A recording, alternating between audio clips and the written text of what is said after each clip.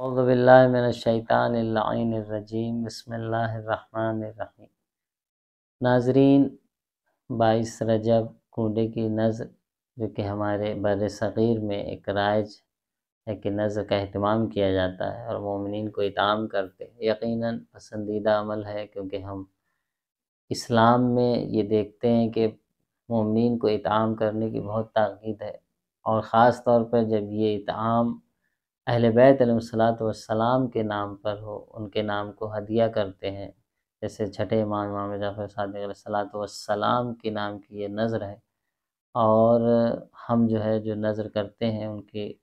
لیے ہدیہ بھیجتے ہیں، پھر اطعام کرتے ہیں۔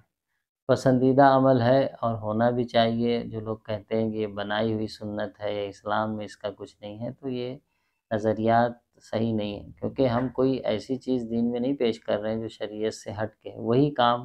کر رہے ہیں جو شریعت نے ہمیں اجازت دی ہے۔ شریعت نے ہمیں یہ بھی اجازت دیا ہے اور کہا ہے پسندیدہ ہے کہ ہم اطعام کریں۔ شریعت نے ہمیں یہ بھی کہا ہے کہ ہم سورہ فاتحہ اور سورہ توحید کو پڑھ کر مومنین، مرحومین اور ائمہ اہل بیت علیہ الصلوۃ والسلام کی روح کو ہدیہ کر سکتے ہیں، تو اس میں کوئی حرج نہیں ہے۔ البتہ کچھ نکات کی طرف اس میں توجہ ہونے کی ضرورت ہے، وہ یہ ہے کہ پہلی بات تو ہم اتنی مقدار میں کھانے پینے کی چیزیں مہیا کریں جو اتنی مقدار میں استعمال ہو جائیں، اسراف نہ ہو۔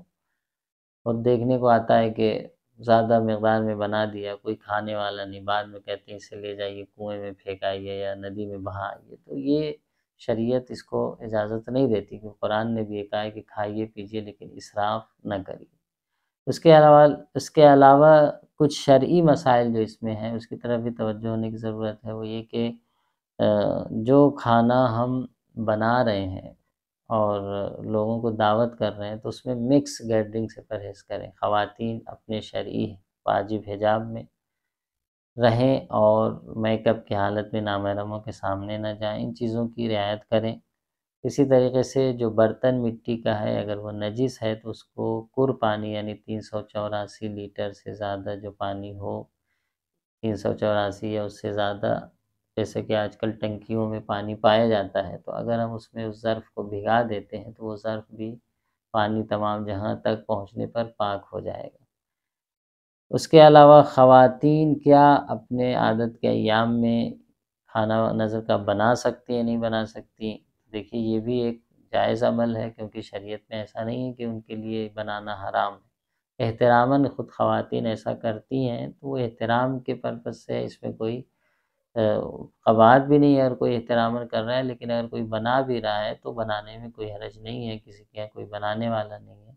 تو بنا سکتے ہیں، کوئی حرج و قباحت نہیں۔ اسی طریقے سے نذر کی چیز کو ایک جہاں سے دوسری جگہ بھیجنا، دیکھنے کو آتا ہے کہ لوگ کہتے ہیں کہ بھائی یہ تو سامان نذر کا ہے اور یہیں رہے گا، جس کو کھانا ہے وہ یہیں آ کر کھائے اور نہیں تو یہیں رہے گا، چاہے وہ برباد ہو جائے، تو یہ بھی کوئی صحیح طریقہ نہیں ہے، کیونکہ نذر کا جو کھانا پینا ہے، نذر کی جو چیزیں ہیں اس میں ہم بے احترامی تو نہیں کر رہے ہیں، بھیج رہے ہیں دوسرے کے پاس یا دوسرے کے گھر یا پڑوس کے گھر پہ، اور وہ کھا رہا ہے تو اس میں کوئی قباحت نہیں ہے۔ انشاءاللہ خدا ہم سب کی اس نذر کو، اس نذر کے اہتمام کو اور اس اطعام کو اپنی بارگاہ میں قبول فرمائے، اور اطعام کرنے سے یقیناً خدا کی برکت اور ہماری روزی میں